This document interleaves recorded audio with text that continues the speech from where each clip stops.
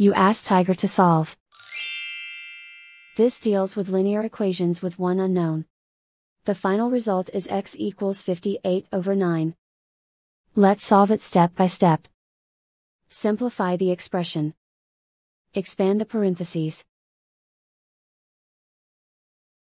Simplify the arithmetic. Expand the parentheses. Multiply the coefficients.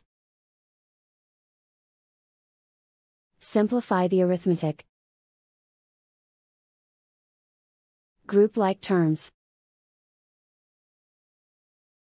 Simplify the arithmetic. Group all constants on the right side of the equation. Add 13 to both sides. Simplify the arithmetic.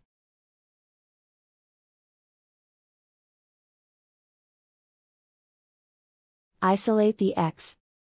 Divide both sides by 9. Simplify the fraction. And so the final result is x equals 58/9.